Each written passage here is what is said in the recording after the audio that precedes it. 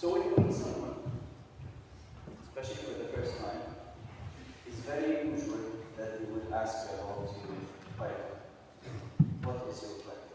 What's your qualification? What's your background? Right? And this is something that we all strive for. So you will say, I am. So you will probably respond that I am Dr. X, engineer, Y, or specific lawyer. What's your qualification? Where did you get it from? And you would say, oh, from the University of Cambridge, for example. And people say, MashaAllah, that's amazing. You know, like people would be very excited about that and so on. It seems that we invest lots of effort to get these titles. Maybe 2 or 3 letters makes a huge difference. BA, BSc, MA, MSc, PhD, and from where? From the University of Cambridge, which is something big. Some of us even leave their families behind at home and do lots of sacrifices, financial ones, like they leave the children, like myself, for example, and families behind to obtain this title. So it seems that you are putting lots of efforts, investments, sacrifices into getting these titles. But why do we get these titles? What's the motivation behind it? Why do we make all of these sacrifices and even sometimes financial abilities to get this title, especially from a place like Cambridge, for example? So people will think that these titles are gate openers, right? They open the doors for you. Career opportunities, respect, financial security even sometimes. Other people think it's a matter of, or a way of getting acknowledgement, prestige, respect. Like adding this 3 letters or 2 letters in the end or the bottom of my signature, the email, for example, or in my LinkedIn profile. I got this degree from Cambridge. Wow, everyone is amazed, mashallah. Sometimes it's even more subtle. It's not to show off, but it's actually an inner self-achievement. I want to increase my self-worth, right? I want to feel that I did this achievement, that I did this, accomplishment. So it's increasing my perception, my self-perception, my self-worth, my self-image. These titles are not only related to worldly matters. Sometimes they are even related to religious matters, religious titles, affiliations.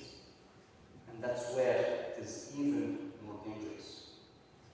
Sheikh, Quran, Imam, scholar, Hafiz, even martyr.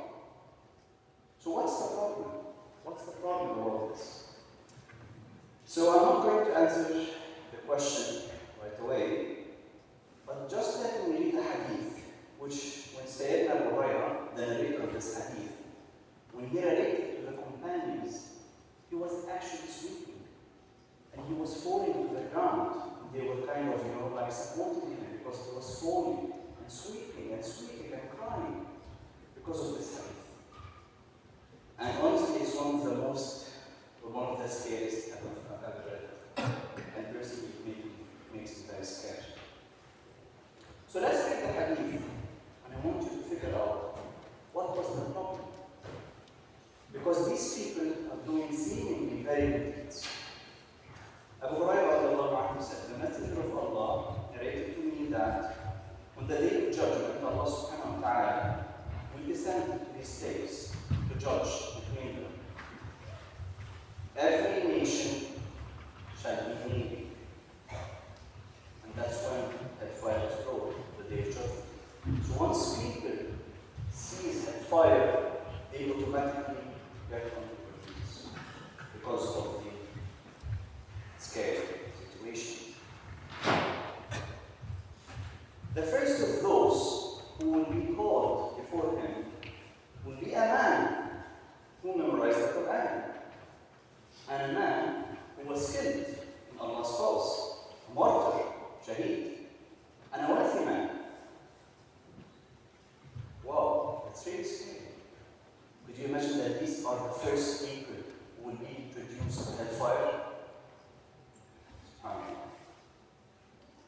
will speak to each one of them individually. We will first speak to the reciter. And he will tell you, did I not teach you what I revealed to my messenger? He will say, of course, O Lord. Allah subhanahu wa ta'ala will tell him, then, what did you do with what you have learned? He said, I would stand and pray, reciting during all hours of the night and all hours of the day. But Allah would say to him, you have lied. And the angels would say, you have lied. Allah would say to him, brother, you wanted to be said that so and so is a reciter, that so and so has a beautiful voice, that so and so is a pious man. And that was said. And that's even more scary.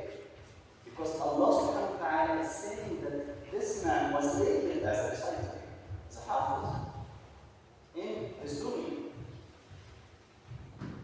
Then Allah subhanahu wa ta'ala will talk to the other person who had the wealth.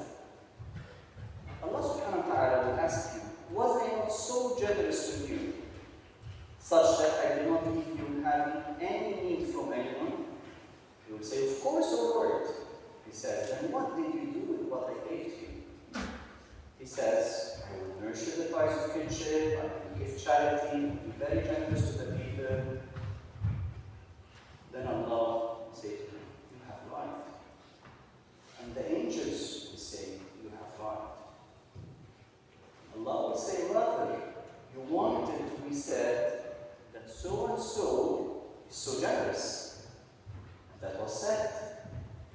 So again, he kind of received his reward already in his dunya. He was achieving his title. He was looking for his title to be generous, to be called the most generous, and it was fulfilled. Then finally, and this is actually one of the most relaxing ones for me, the one who was killed in Allah's cause will be brought.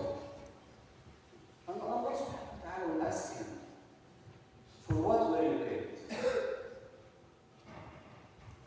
So he says, I was commanded to fight in your cause. So I fought until I was killed. Allah subhanahu wa ta'ala will say to him, you have lied. The angels would say, you have lied. Rather, you wanted to be said that so and so is brave.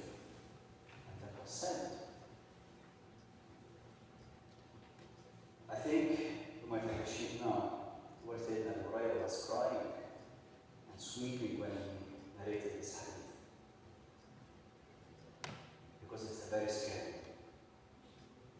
We will never imagine that these will be the first people to enter hellfire. May Allah subhanahu wa ta'ala protect us all. So what was the problem? Isn't it a good thing? Well, they had achieved actually very good things, and Allah even might witness this. But unfortunately, the problem was not in the title. The problem was the intention. The intention behind getting this title. These people were actually striving for the title, not striving to please Allah subhanahu wa ta'ala, not striving to be sincere with Allah subhanahu wa ta'ala. He wanted to get these titles. Shaheed, Hafid, and Tasadduq, generous, and so on. Again, the most perplexing one for me is the Shaheed. Because, like a man would sacrifice himself only for a title, and what he will even get after that? He won't even, witness the people praising him because he is already dead. So it seems for me, Allah A'lam, that there is a very high degree here of self-deception. Right? He's not being honest with himself. He just wanted the profile. He sacrificed his life only to get the profile, to get the picture, to get the label, to get the title. And I just want you to reflect on a minute on the society that we live in right now, and how much emphasis is being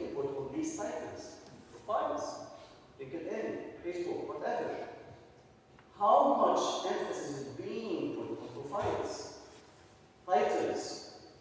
and our appearances. So again, the problem is not in the title. The problem is actually in our intention behind this title. We have seen that people are calling or giving us titles, but Allah also subhanahu wa ta'ala has titles for us. In the hadith, النبي صلى الله عليه وسلم يقول إن الرجل لا يصدق ويتحرى الصدق حتى يكتب عند الله صديقا، وإن الرجل لا يكذب ويتحرى الكذب حتى يكتب عند الله كذابا. A man persists in speaking the truth till he is enrolled with Allah, the title of a truthful man, and the same for the liar. So these men were called either a liar or a truthful person in Allah's title. But the real problem and the challenge is that we don't really know the titles that Allah had for us. And that's the scary one. We don't really know. How would Allah subhanahu wa ta'ala call us? How would Allah call each one of us? And that's the actual danger. We will only know our true titles in the hour of death. When the angels are calling among us, calling each spirit. And you know from the hadith that when the person, like when his soul gets elevated, the angels keep calling the person with their actual and their true titles. Allah subhanahu wa ta'ala said about al-munafiqun in Surah Al-Tawbah, وممن حولكم من الأعراب منافقون ومن أهل المدينة مرضوا على النفاق لا تعلمهم نحن أعلمهم سنعذبهم مرتين ثم يردون إلى عذاب عظيم. Allah subhanahu wa ta'ala says some of the desert Arabs around you are hypocrites, as are some of the people in Medina. They are obstinate in their hypocrisy. You, the Prophet, don't know them, but we know them well. We will punish them twice, and they will be returned to a painful punishment. Even the Prophet ﷺ did not know the hypocrites living with them. In fact, they were living among the Sahaba. No one really knows. No one really knew who was the actual Sahabi, the truthful Sahabi, and the hypocrite one. They were hidden. And that was one of the tests. Allah subhanahu wa ta'ala then revealed to his Prophet sallallahu alayhi wa sallam the names of the people who were actually hypocrites. And then the Prophet ﷺ gave this list to Sayyidina Hudayfa ibn al-Yaman, which was one of the companions, and he told him these are the names of the hypocrites. So as you can see, it wasn't actually a matter. Like they weren't able to highlight, oh, this is the Sahabi and this is the hypocrite. It wasn't the case. They were all intermingling, living together, praying together, attending the Prophet's ﷺ, like lessons and dues, and even going to jihad with him, which is very good. The amazing part is Sayyidina Umar, after the Prophet died, ﷺ, he went to Sayyidina Hudayfa. And of course, Sayyidina Umar and his, his way and his deeds and so on. He went to the Prophet ﷺ and he asked him, by the name of Allah, Hudayfa, did Rasulullah ﷺ mention me among the hypocrites? That's how to see which degree and which extent Sayyidina Umar was really fearful. And he didn't know his actual life. May Allah subhanahu wa ta'ala make us among the believers and among the sincere people. Astaghfirullah wa lakum astaghfiruh. Innahu huwal ghafur.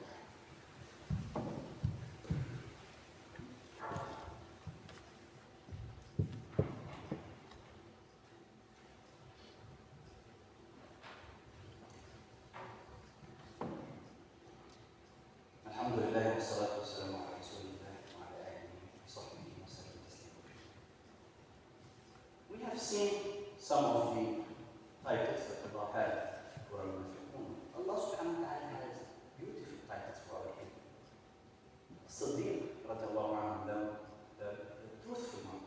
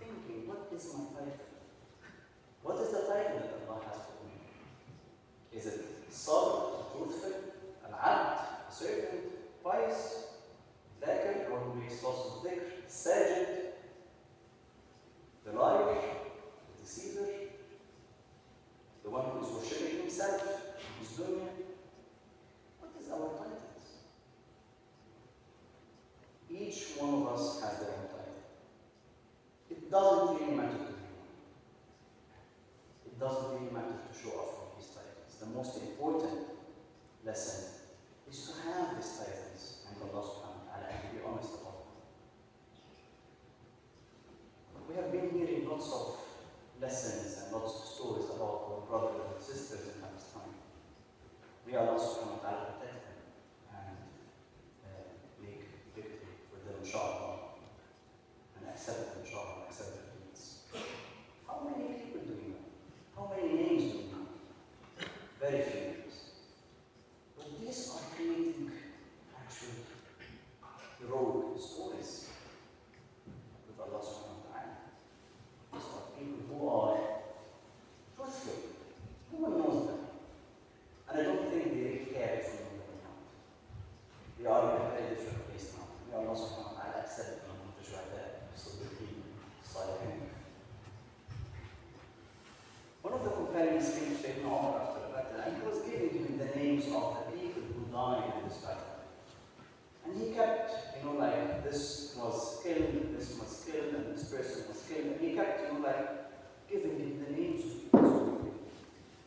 And Sayyidina Umar kept crying and crying. And he said, I don't know them, but this would not really harm them.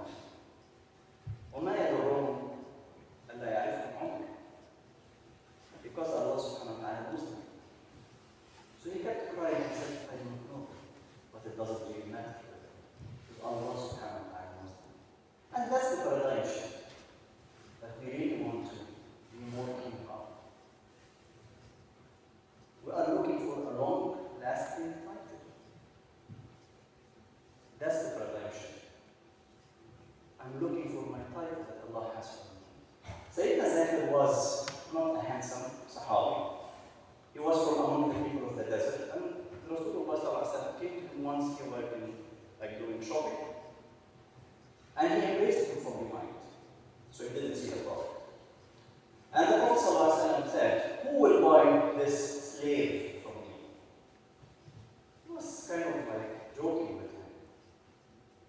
And he said, Ya Rasulullah, you will find me an unsellable commodity. But the Prophet ﷺ told him something very nice. He told him, but you are precious to Allah. That's the long-lasting title that we are looking for. So Allah subhanahu wa ta'ala has a very different scale. Let's not fool ourselves with what we are getting, the feedback that we are getting by people from this very materialistic life.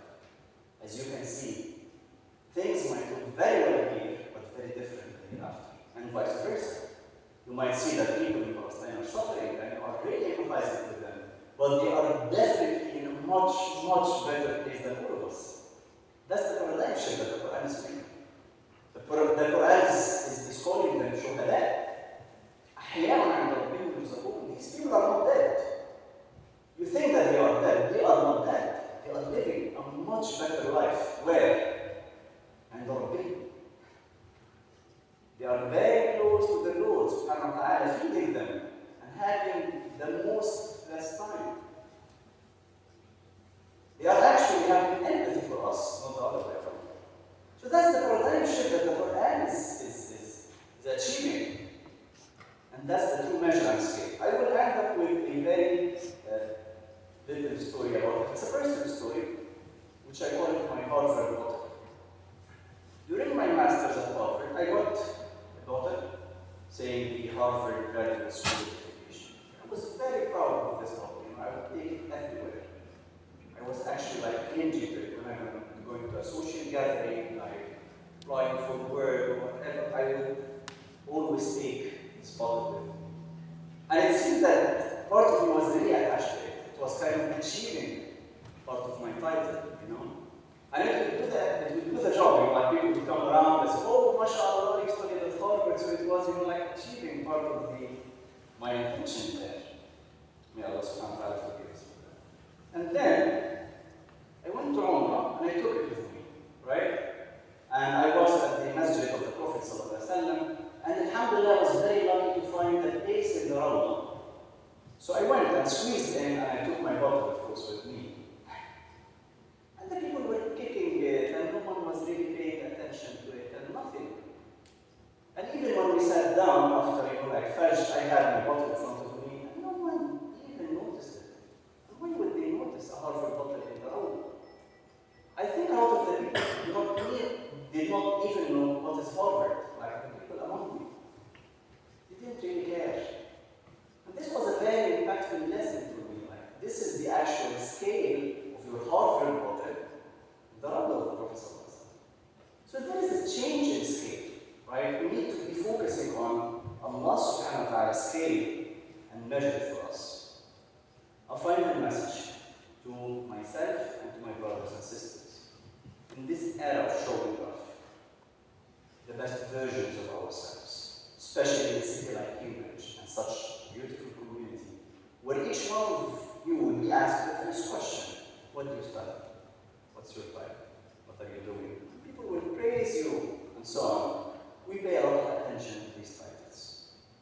We actually, and unfortunately, evaluate people based on their titles. It is fine to acquire these titles, and I don't want to be misunderstood. And I'm not saying that people don't want to be like engineers or successful doctors or whatever. Definitely, that's not the case. But it needs to be taken as a mean of power to serve your ummah, to serve your team, and to be sincere in order to get the reward. Because you have seen that a very slight change in intentions might actually lead to the loss of the reward. So let's be honest and not fool ourselves and seek the long-lasting titles and intentions. May Allah subhanahu wa ta'ala purify our intentions and accept our deeds and make us among the most sincere ones. May Allah subhanahu wa ta'ala accept our deeds and make us among the believers and the Sadiqeen and the trustworthy. May Allah subhanahu wa ta'ala accept our deeds and make us from the one whom He is happy and pleased with. اللهم اغفر لنا ذنوبنا واسرافنا في امرنا وثبت اقدامنا وانصرنا على القوم الكافرين. اللهم اغفر لنا وارحمنا وعافنا واعف عنا وتجاوز عن سيئاتنا واهدنا سبل الرشاد. اللهم اغفر لنا مغفرة واسعة من عندك يا كريم. اللهم تقبل منا انك انت السميع العليم، تب علينا انك انت التواب الرحيم. اللهم اجعل عملنا كله صالحا واجعله لوجهك خالصا ولا تجعل لاحد من خلقك فيه شيئا يا رب العالمين. اللهم انصر اخواننا المستضعفين في فلسطين. اللهم انصرهم، اللهم انصرهم، اللهم ايدهم بنصر من عندك يا عزيز. اللهم تقبل شهداءهم وداوي جرحاهم واشف مرضاهم واطعم جوعاهم يا رب العالمين. اللهم كن لهم مؤيدا ونصيرا وحافظا ووكيلا يا رب العالمين. اللهم وانتقم ممن بغى عليهم. اللهم وانصرنا وانصر بنا واجعلنا من هداة المهتدين لا ضالين ولا مضلين. واخر دعوانا الحمد لله رب العالمين واقم الصلاه.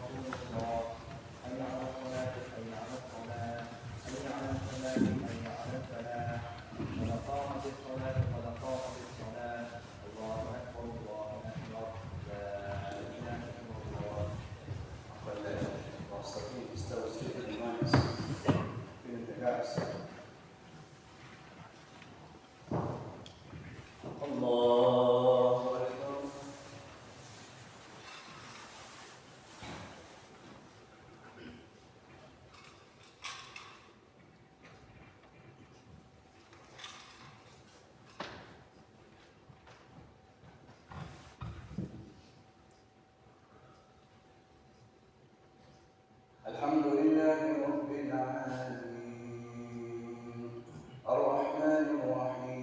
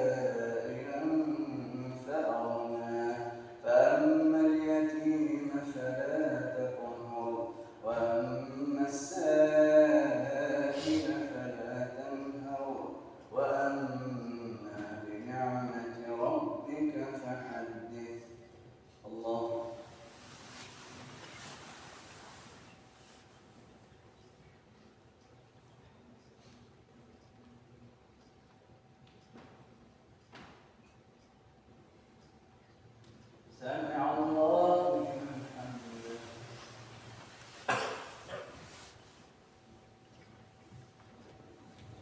الله أكبر.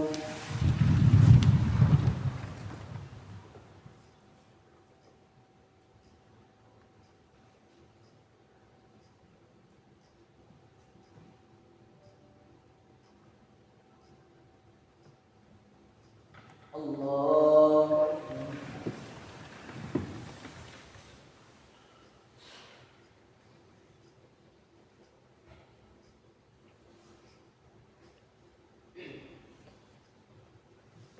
الله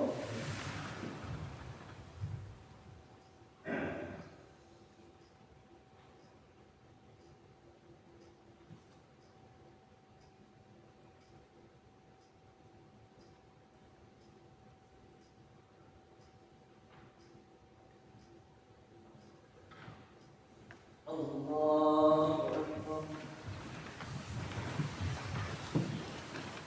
الحمد لله رب العالمين الرحمن الرحيم مالك يوم الدين إياك نعبد وإياك نستعين اهدنا الصراط المستقيم صراط الذين أنعمت عليهم غير المغضوب عليهم ولا الضالين.